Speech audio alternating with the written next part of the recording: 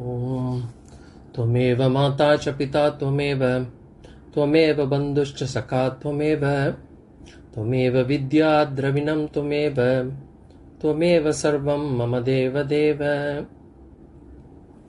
Sri Dakshinamurti Sudeshi Kendram Dvaipayanam Sutrakritam Munindram Sri Shankaram Bhashyakritam Yatindram Maddeshi Kanchapi Namami Vityai Om Namo Brahmadibhyo Brahma Vidya Sampradaya Kartrubhyo Vamsarishibhyo Mahadbhyo Namo Gurubhyah Sarvo Paplavarahita Prajnana Ganah Pratyagarto Brahmaivahamasmi. Pranams everyone. So last session we had a freewheeling discussion in terms of having some doubts clarified, certain points brought out much deeper. Today I just want, as I promised, I would want to actually give some bit of stories through which you would be able to appreciate Vedanta. So Vedanta in stories. So and last week we had seen one of those stories, or we had discussed one of the stories, which is about the donkey that was tied to the stone. So just to recap, refresh that story again. So the donkey was initially not tied. The donkey was actually initially not tied to the stone. The washerman actually made it look as if it was tied, and then the donkey did not move once it was time to actually go back, because the untying of the non-existent rope, that act was not done by the washerman. So in the same way, for us right now, we are in the state of ignorance. We are in the state of ignorance. We think we are ignorant, but actually we are not. Whatever knowledge that is there, it is within us. It is just, we think we are in this samsara. This samsara is actually non-existent. What we need to do is, we need to get dehypnotized. We need to understand that we are not actually tied to this non-existent rope. We have to understand that. And the whole Vedanta, Advaita Vedanta, is about removing this ignorance. There is no new knowledge to be gained. This ignorance to knowledge, that journey, is untying the non-existent rope. So that is our journey. Whatever samsara we think we are in, we have to understand that that is not something that we need to be bonded to. So that is the story by which we can actually understand that the samsara itself is non-existent, just as the donkey was never tied to the stone in the first place. The second story that we're going to discuss today is the story of the 10th man. The 10th man story is actually discussed in detail by or brought out by Vidyaranyar in Panchadashi. There is a text, Vedantic text called Panchadashi, where Vidyaranyar mentions this. And what this story gives, it gives the exact nature of enlightenment. What is our enlightenment? What is the nature of this enlightenment? And what is the entire spiritual journey? So the story goes like this. And I think I have sort of discussed this story in one of the classes earlier, but I will refresh this again. So 10 friends cross the journey. 10 friends take a journey. They come across a river. They have to cross the river. They went through the river. There were no boats or something. They actually walked into the water and then tried to get on the other side. So at the end of on the other side, when they actually landed there, on the other side, when they crossed over the river, they started thinking, did we cross safely? And then one person starts counting whether we are 10. And then he counts and he finds there are only 9. And he says the 10th friend is missing. So everybody gets kind of panic. And then the next person starts counting and he counts also. So he gets also 9. And then the entire group, they started crying. And then said the 10th man is gone, the 10th man is drowned. So a wise person comes along and he looks at them, and then he asks what is the problem, and then they say that we had crossed the river, the 10th man is now missing. And then he looks at them, and then he says, first he gives them a reassurance that don't worry, the 10th person is there. So they get a little bit better.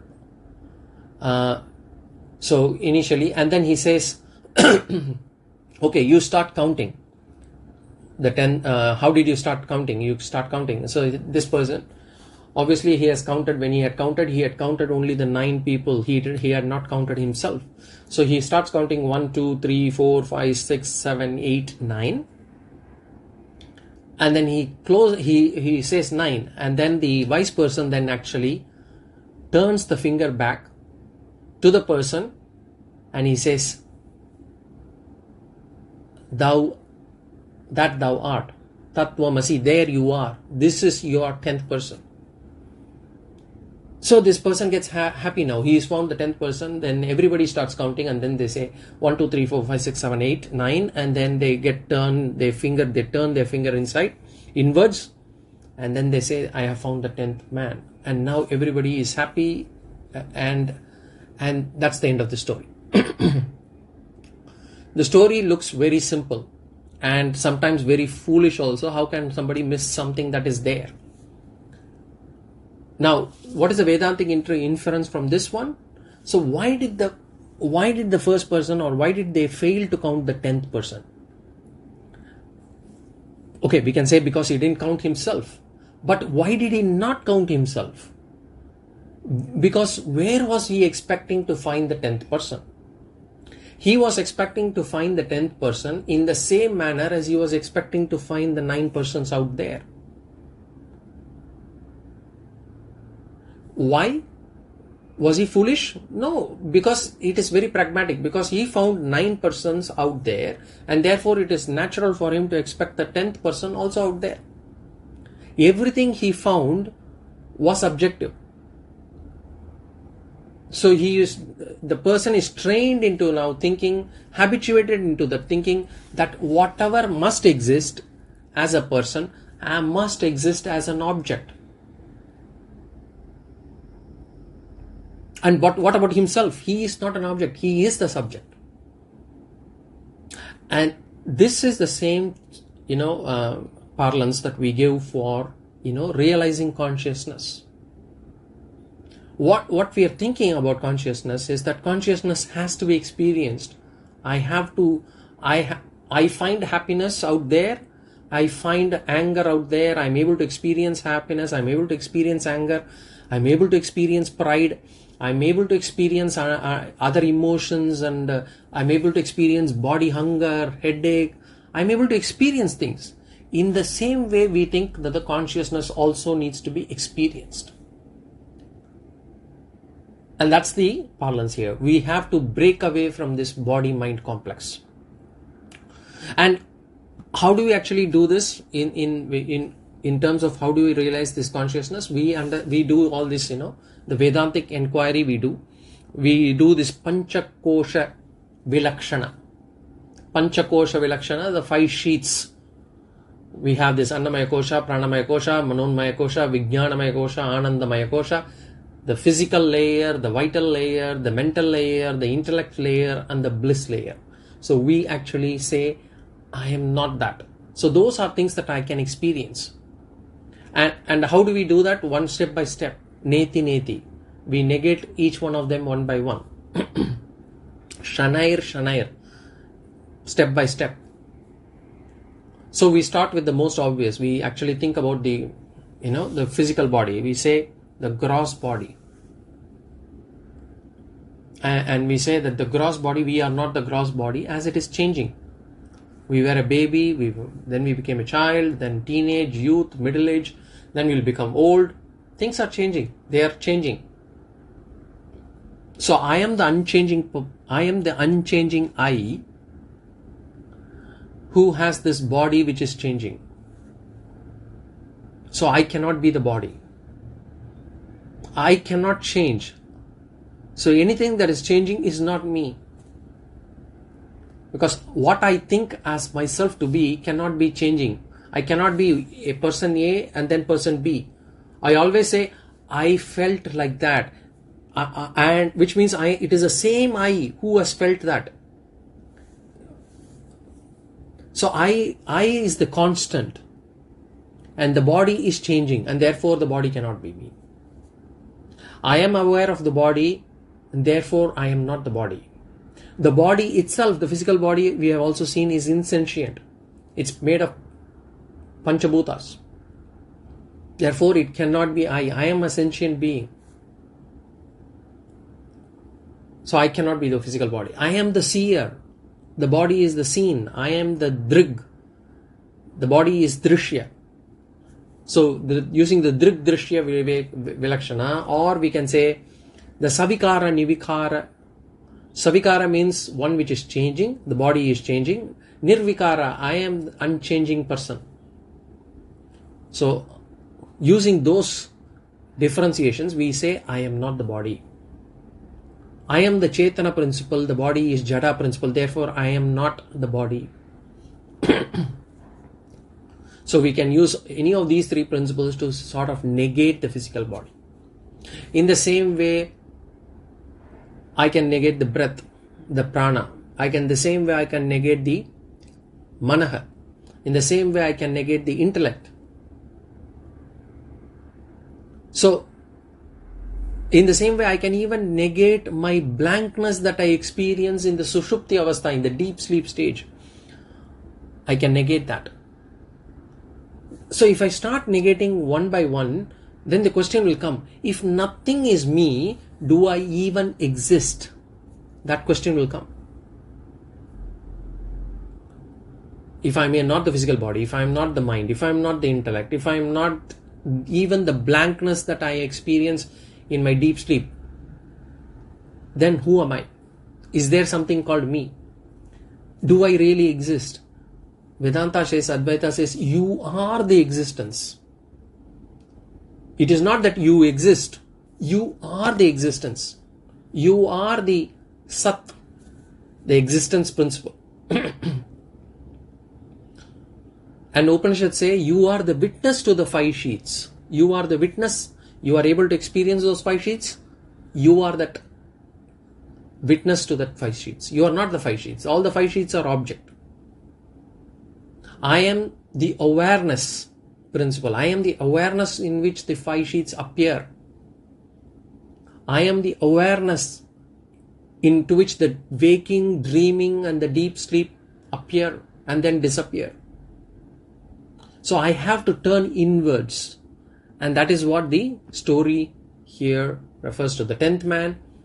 And Vidyaranyar actually says this whole spiritual journey for a person, when they start this journey, he says the whole spiritual journey can be related to the person who is actually counting the 10th man.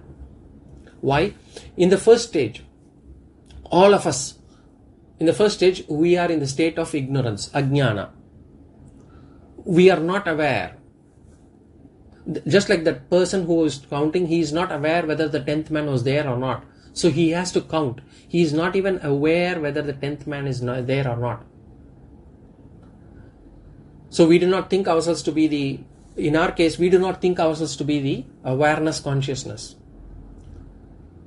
We are born with this ignorance. So that is the first stage. Every one of us, we are in the first stage, which is ajnana, ignorance. Then the second stage, what happens to the person? The person actually makes a mistake. He makes a mistake in terms of counting. So he makes an error. That is called as adhyasa. Adhyasa means error. That's the technical term in Vedanta. We say adhyasa. Adhyasa is error. So he does not know the existence of 10th man. He says the 10th man is drowned. And what is the adhyasa that we do in our life? The adhyasa, the error that we do is, I am this body mind. The body's pain is my pain. The headache that I get is my headache. I am having headache. It is not my head's ache, it is my ache. So we identify ourselves with this body and mind. The mind's sorrow is my sorrow. And this adhyasa error happens for so many lives. And obviously in this life also, we start naturally as babies. And we see others also are able to relate only to their body mind. And we also tend to go with the same approach. So that is the second step. The 10th man is drowned. The error is committed. Then the third stage. The third stage is dukkham. Oh, the 10th man is drowned. So the people get very unhappy. They become very sorrowful. They start crying. And what about us? We are in the state of samsara. We get into the state of dukkha, samsara. I am old, I am sick, I am poor, I have this problem, I have these issues, I am dying, I am a failure, I cannot do this. So we go back to relating ourselves to this body, mind, nobody loves me, I get all these problems, I am alone. So this samsara, this is a false attribute that has resulted because of this adhyasa. Because I think myself to be the body mind, all the issues that the body and mind have, I actually relate it to myself and I take it upon myself. That is the third stage. Then the fourth stage. Fourth stage is indirect knowledge. So the wise man comes and he says, look, don't worry, the 10th man is there. So in our case, what happens? The Upanishads and Guru come and he says, don't worry, you are not in samsara. You are Atman. You are that he hasn't said there is something called Atman and you are not the samsari. So that is what happens as indirect knowledge. Indirect knowledge in technical Sanskritam term we say is paroksha jnanam. Paroksha jnanam.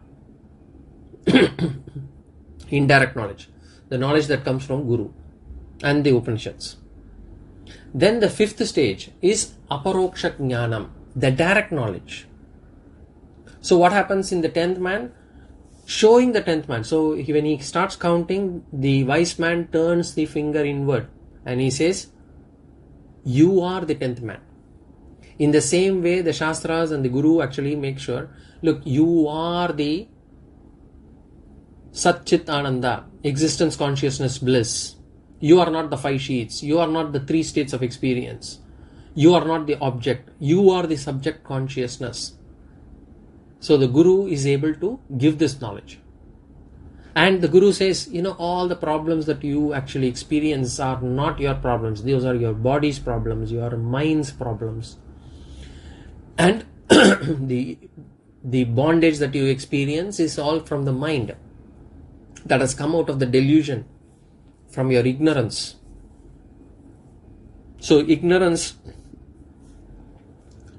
the ignorance and confusion that you face in your day-to-day life, it is not your ignorance, it is not the confusion of yours, it is in the intellect's part. So you are the witness of all. I am the witness. That we have to understand. I am witness of all. I am free of all that. I am free of hunger. I am free of thirst. I am free of depression. I am free of frustration. I am free from ignorance. We have to understand that. I am that consciousness. That is the aparoksha jnanam, the direct knowledge. On learning Upanishads, by doing Shravana, Manana, Nididhyasana, we come to that stage. That is the 5th stage. And once we get that, what is the effect? The 6th stage. For the 10th man story also, the 6th stage is dukkha nivritti. Sorrow is gone. Oh, thank God, the 10th man is found. There is a relief. First there is a relief. So in the same way, the first relief that we get after knowing that I am the Atman, oh, thank God, I cannot die. I am immortal. This poverty and ill health, it cannot affect me. I am not worried about what is to be done or what is done already. I am not to be worried about what is to be done and what is not to be done also. There is no craving. There is no guilt. There is no hurt. Everything in the universe seems to be right. There is nothing that is not in place. I feel there is no sorrow. I, the consciousness, do not have any sorrow.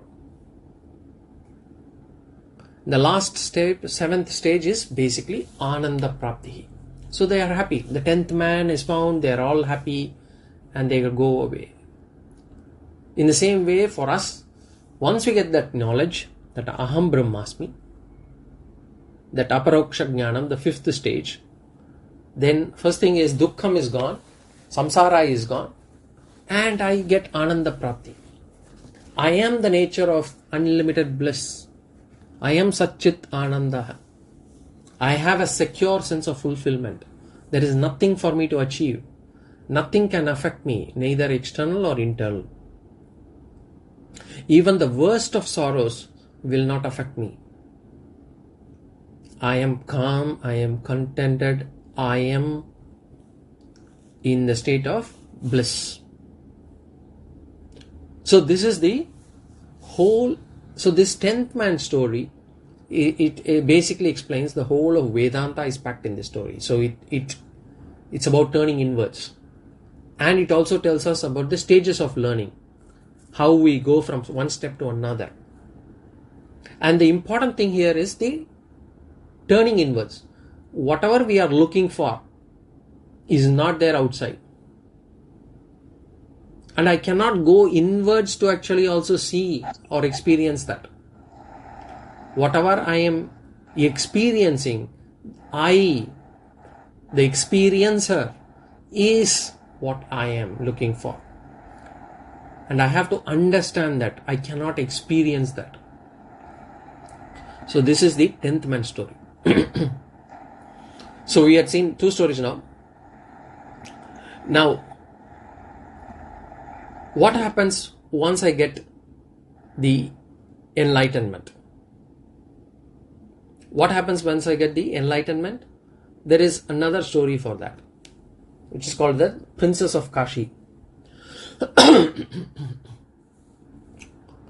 So what happens, and how is that realizing this I am this Atman? One of the questions that could come out of the other story, they said the 10th man story is, okay, I understand myself to be the Atman, but how is that going to actually affect or how is it actually going to remove my sorrow?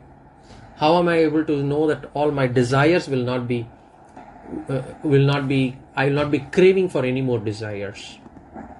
So how is that all sorrow and all the lack of things that I have experienced so far is immediately removed? So there goes the story. There's this kingdom, let's say it's called the kingdom of Kashi, and there was a prince. And it's a small prince. He was 5-year-old. There was a celebration in the palace. So a drama was actually proposed. So a drama was proposed. This prince played, they had to find out, they had to actually come up with who's going to play the princess part of, say, Princess of Mathura. So this Prince of Kashi is decided to, he was there, and in the drama they had to play a princess part, and they say Princess of Mathura. So they found out that the prince would be the apt person to actually play that part. So the prince was actually made into a princess. The play was staged, and everything was fantastic. Everything was held successfully. The queen was so impressed. The queen got the portrait of the prince made in the same costume as the Princess of Mathura. And then what happened was the painting was then soon dumped somewhere in the junkyard along with other junk. It had been lying there. 15 years later, when the Prince of Kashi now has become 20 years old, the prince has grown up. He has now turned into a fine young man. He was all skilled. He was all ready for now he was exploring the palace and other places. One day he went into the junkyard and he found that old painting. He removed the dust and then he saw the portrait of Princess of Mathura. And he was seeing the date, it was about 15 years ago. And he saw the princess portrait and he was like, she should be like my age now. And he fell in love with her.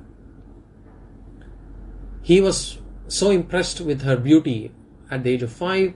He said she should have grown into a beautiful young lady now, and I should get married now. I will marry her. And he decided she will be my queen. And his desire started growing day by day. And he didn't know how to actually approach people and others, but desire started growing so much. And he felt that without her, I will not be happy again. I will not be happy in this life at all. He was too shy to tell his parents. He was not paying attention to studies. He was not paying attention to the training as a prince. Everybody noticed that the prince was unhappy. But why the prince was unhappy, nobody knew. Prince would not say also. So one day, a wise old minister took the prince aside and then he asked him, why is he unhappy? And he said, you can confide in me. I'm not going to tell anybody. You tell me what is the problem. The prince said, I'm in love. That's good. Who is she? He says, she's the princess of Mathura. She's the princess of Mathura? Oh, good. Where did you meet her? He said, no, I did not meet her yet. What do you mean you did not meet her? How did you then fell in love with her? Oh, I saw her portrait, an old portrait, and I'm sure she should be definitely my age. So I think she should be at the same age of mine, so I'm in love with her. Then the wise old man said, can you show me the portrait? So the prince took him to the junkyard, then he showed him the portrait. The wise minister looked at the prince and said, Prince, please sit down. And he started explaining, this is not the princess of Mathura. The prince said, okay, doesn't matter. She may not be the princess of Mathura. Whoever it is, I'll marry her. No, wait. There was this theatrical performance in the palace 15 years ago. And there was a need for actually a princess of Mathura. And the role of princess was played by you. That thou art. Tat tvam asi. That is you. The problem got solved. So, what was the problem in the Vedantic parlance? So, first of all, how did the problem get solved? Did the prince really marry the princess of Mathura? Did his desire get fulfilled? Or, even if it is not fulfilled, did he get this? Did he find out that the princess has actually died, or she had got married to someone else, and hence the desire cannot be fulfilled? Neither was the desire fulfilled, nor was the desire cannot be fulfilled. But the problem was solved. There was no more, the prince was not unhappy anymore. The prince was back to normal. The prince was happy.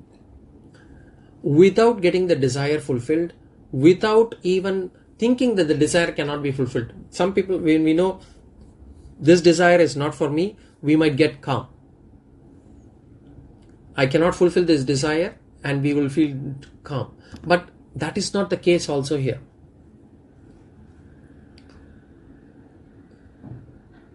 For us in this life, there are only two things. One is fulfillment of desire. Either we get fulfillment out of a desire that is getting fulfilled, or we get frustration because of the desire. And for the prince of Kashi, neither of them happened. So how is it then possible that the problem got solved?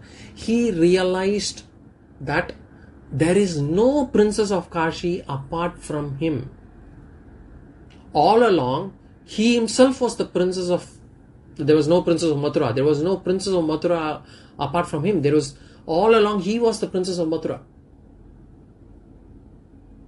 In the same way, for us, the world is our princess of Mathura.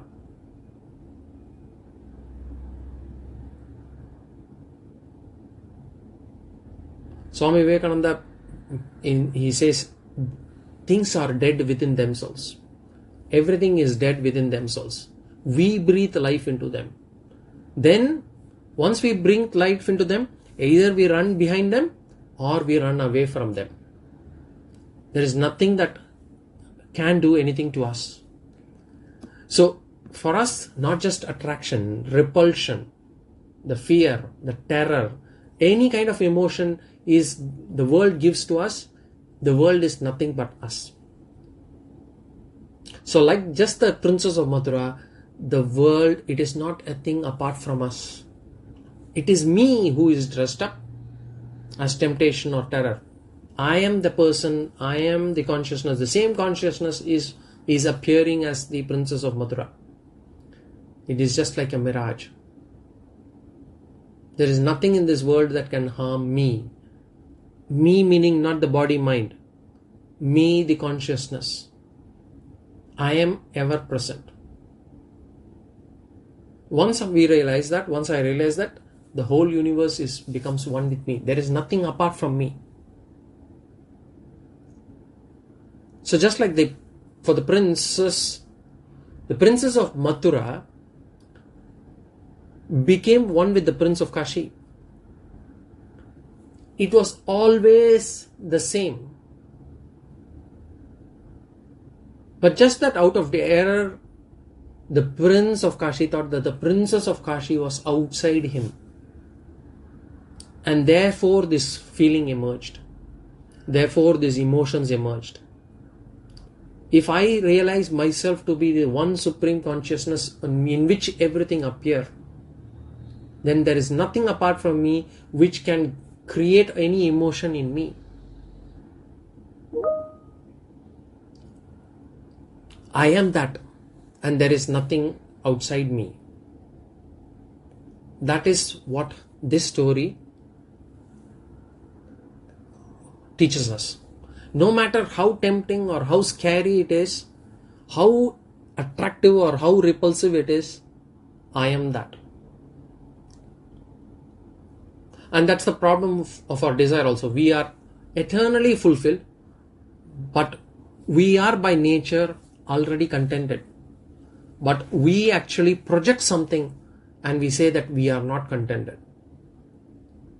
Because when we start projecting, we are identifying ourselves with this body and mind. And when we start projecting ourselves to be this, start projecting things outside us, as in, when I say us, as in body and mind, then the samsara starts. So this story basically tells us that Jagat is mithya, the world is an appearance. And that illusion has to be cleared.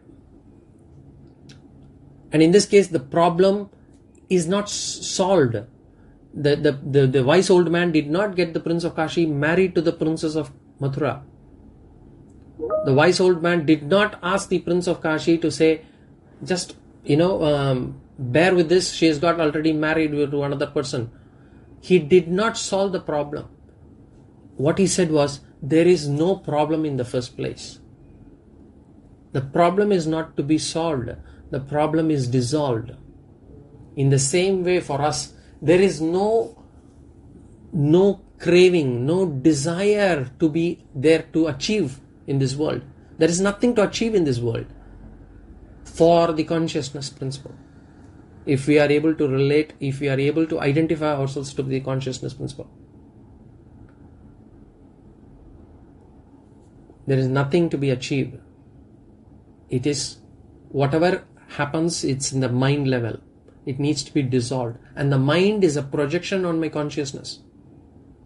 I, the Brahman in which the mind is projected. I, the Brahman in which the other objects, even the world is projected. So the solution is to remove that ignorance, not to send it, not to actually start looking them as problems. So, and then the last story, I'm going to give one last story. It's about how Vedanta, for Advaita Vedanta, there is no new knowledge to be gained. There is no new knowledge to be gained. I don't need to study something deep, hard to remember, recollect, and then identify that to be myself. The story goes like this. So this story can be used in many contexts, but in Vedanta also it is being used. There's this lioness hunting a flock of sheep, and it jumped on a sheep, but the lioness was actually pregnant already. So she was heavy, and when she jumped on it, she died, but it also gave birth to a cub. So the lion cub, the mother being dead, was surrounded by all the sheep. The flock of sheep actually took care of the cub, and the cub started growing along with the flock of sheep. It started going wherever the flock of sheep went, and it started thinking that it is a sheep as well. So soon it started bleating like a sheep. It started trying to eat grass. It walked around like a sheep. But it started growing as well, and it started growing to be a huge young lion. But it still started moving around with the sheep and still was eating grass. One day a big old lion was actually hunting. It saw the flock of sheep, and and in the middle it saw this huge young lion bleating. And when the lion growled from here, the other young lion was actually getting afraid and scared, running scared.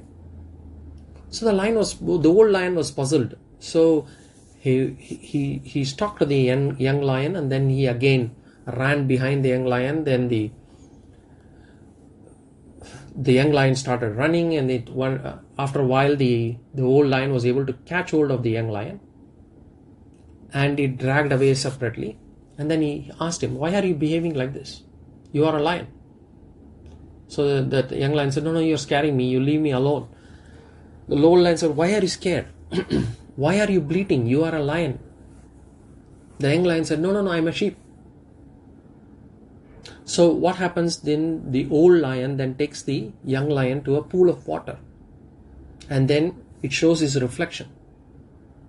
And he said, "You are what I am. Look at that. Look at your face. Look at my face." Now the young lion realized that it was a lion.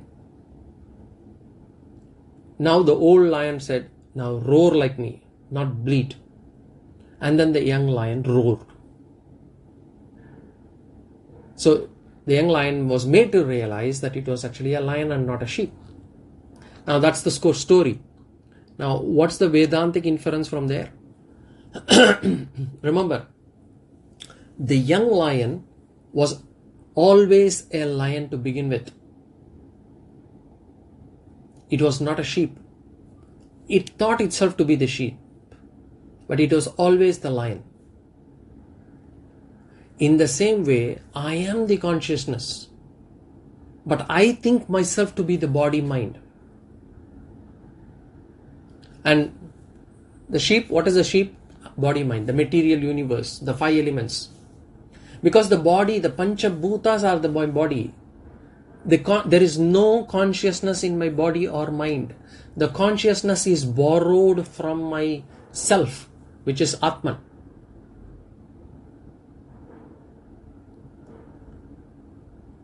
So when I get confronted by this universe, which is also Panchabhutas, I get scared. I am helpless. I am limited. I think I will die. It's just like that young lion getting afraid of the forest and the lions there. And what is the equivalence of the old lion? The old lion is like the guru. The guru comes and he says, you are the lion of Vedanta. You are the consciousness. Roar. And when he says roar, you say that you are Aham Brahmasmi. And then once I realize that I don't need to, the sheep need not become a lion. The sheep was always the lion to begin with. So I need not become a Brahman. I am always the Brahman. So this Vedantic knowledge is not going to make me something different from what I am. As in, who the I. Of course, from a body and mind standpoint, especially mind standpoint, intellect standpoint, I will have to make adjustments. I will have to change things. But it is not going to change who I am really. I don't have to become Brahman. I am Brahman. If I have to become Brahman, it becomes difficult.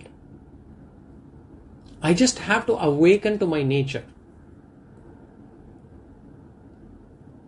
I just need to realize that I am the lion and I am not the sheep.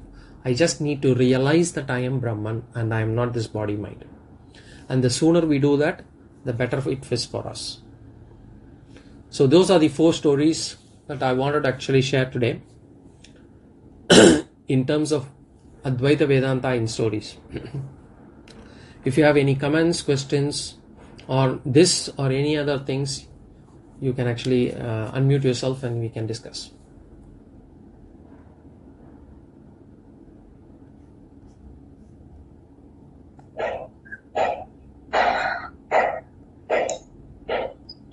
Hello. Yeah. Namaskaram. Namaskaram. This has been my first introduction to spirituality, this Vedanta. So it was really very interesting, and I've heard of many things I had never heard before. So thanking you for that. What I want to know is, where should we begin? I know, as you say, we are maybe half our life or more than half our life is already over. Where should we begin? Because we are not able to get away from the reality of life, that we are bound in a family, we are bound to a society. So where should we begin? Because what happens is, each time we get, I think the same topic was discussed last class also, we get carried away by different things. But then there is, like, I joined the Narayaniyam course, which is the Dashakams to Lord Guruvayurappa. So I find that even after doing everything, somehow I just find solace in just doing that again. So is it necessary to keep going to other things, and we can just find our faith in one and continue in that? What is your take on that? Though this class has given us more things, we feel whether in this life we'll be able to move beyond the bhakti. Maybe I'm just trying to get into the bhakti, which is the lowermost step which you have told in this path towards Vedanta. Yeah. So the first and foremost stage in Vedanta is actually Karma Yoga. So the first and foremost step is Karma Yoga, which is first and foremost is acceptance. Acceptance of life, acceptance of situation. Whatever that we cannot change, we accept it without any grumbling or anything. So life situations, there are so many situations that we are not in a position to change. For example, we cannot change our body beyond a certain things. Of course, we can always try to say, we can always do some bit of exercise, some bit of yoga, some bit of fitness to keep ourselves fit.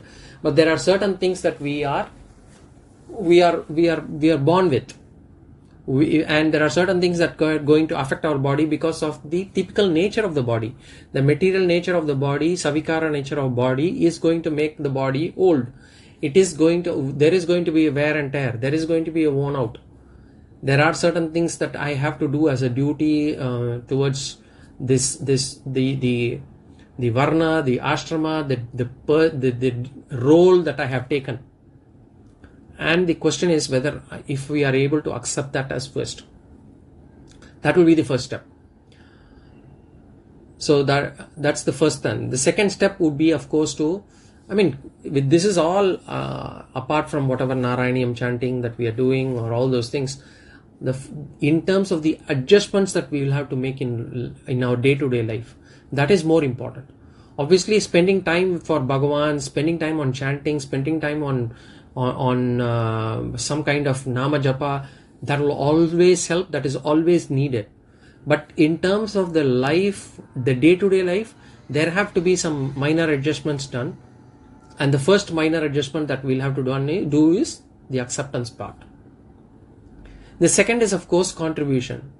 To ensure that wherever possible, in whatever way possible, to contribute things.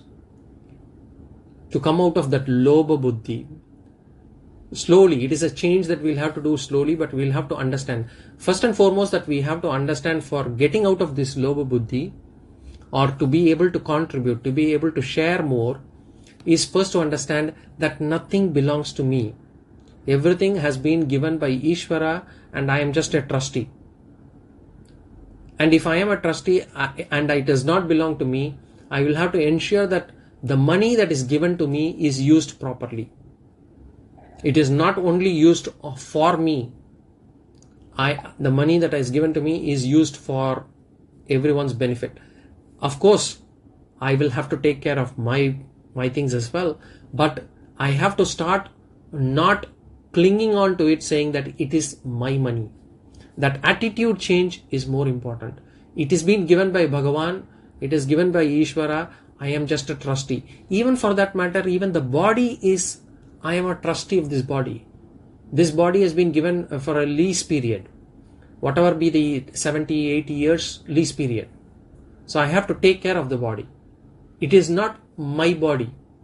It is given by Bhagavan. I have to understand that.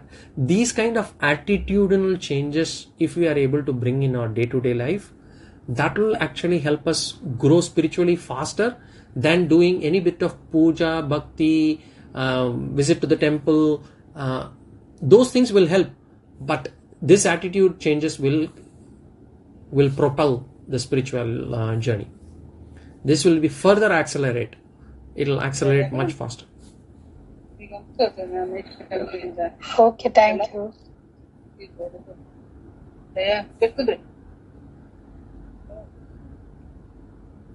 Okay. Any other point?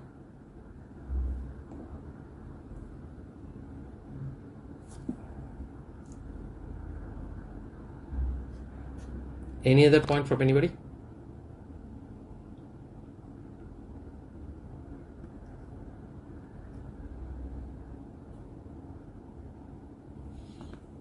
Okay. Balaji, sorry.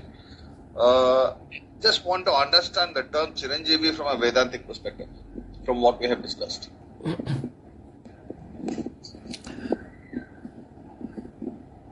Chiranjeevi, from a Vedantic perspective, we are, as I said in the story, right? If I realize myself to be Brahman, I am Brahman. Brahman is ever existence. It is immortal. There is no death for me. There is no birth. There is no death. I'll not even say I am always existing. We'll say I am that existence. I am the existence principle in which everything appear. I am the existence principle in which everything appear. I am the consciousness principle which lends sentiency to this body and mind. The whole world appears in me. If I am able to realize that, then there is nothing apart from me. The Chiranjeevi, Jeevi means a person who is always present. There is no Jiva also. There is only Brahman. So a Chiranjeevi, we can say, if we equate it to the word immortal, then we can say Brahman is immortal. But there is not even a birth for Brahman. There is no death, there is no birth.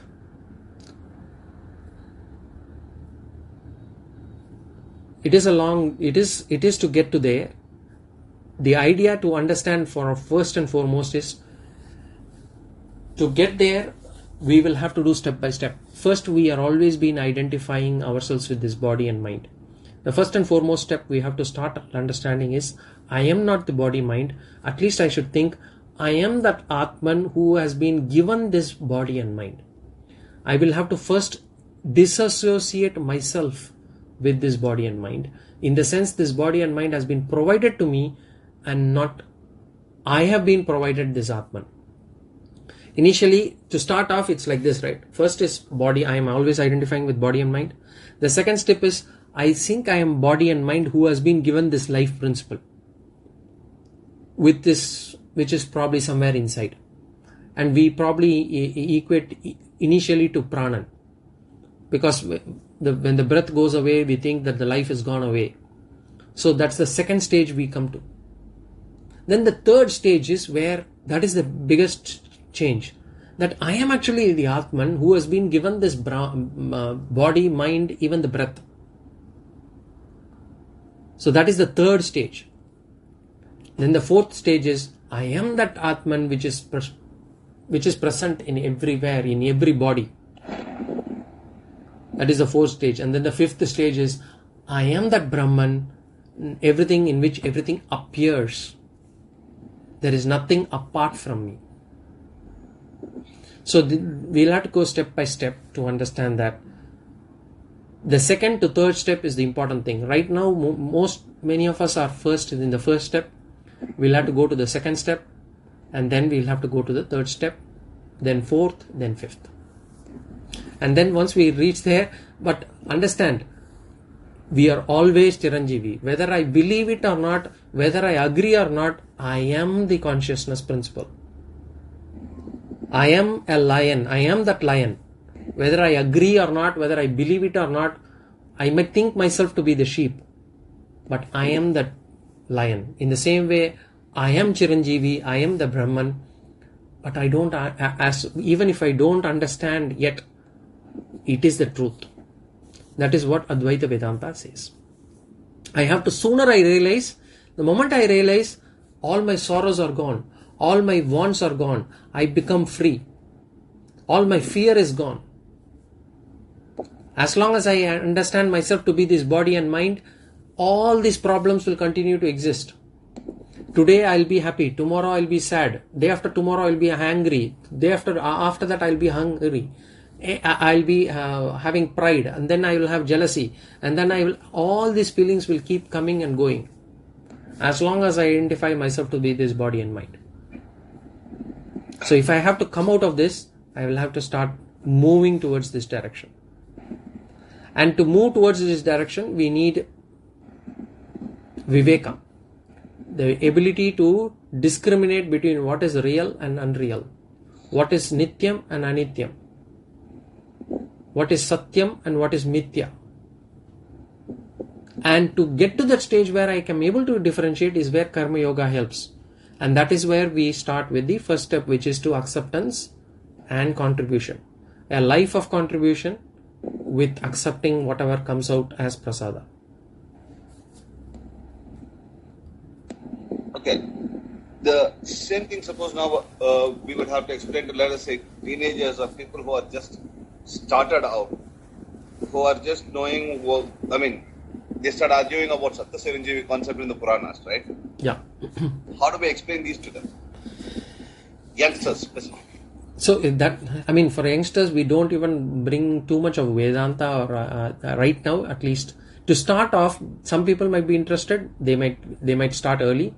But first and foremost, they have to be told that what is dharma, what is karma, what is your duty, what is the TRP, what is your swadharma, you understand what should be done, what is the samanya dharma, vishesha dharma, we have to understand. All those things, once they are taught, once they are in a situation where they are able to accept and understand that they can think that they are not the body and mind, because scientifically also you can explain that you are not the body, physical body. That is easy for them, for us to make them understand. So only to that stage we can go there. But if you are talking about, as long as you are identifying yourself to be this body and mind, As long as you are identifying yourself to be this waker,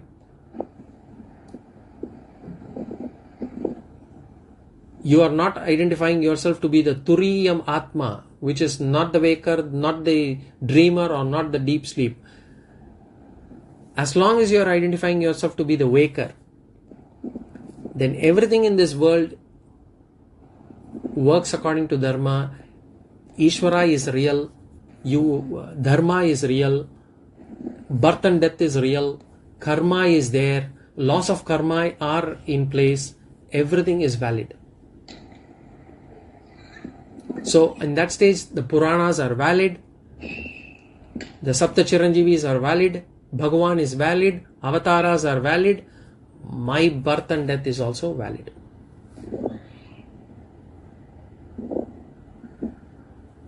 Thank you. Thank you.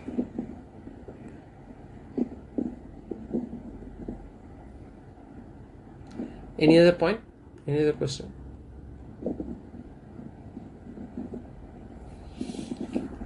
Okay. If not, we will close here, and with this we will come to an end of the Introduction to Vedanta series. Thank you, everyone. Om Purnamadah Purnamidam Purnat Purnamudachyate Purnasya Purnamadaya Purnameva Vashishyate. Om Shanti Shanti Shanti. Swasti Prajabhyah Paripalayantam Nyayena Margena Mahim Mahishaha. Gobhramanebhyo Shubhamasti Nityam Loka Samasta Sukhino Bhavantu. Hari Om Shri Gurubhyo Namaha. Hari Om. Thank you very much. Thank you.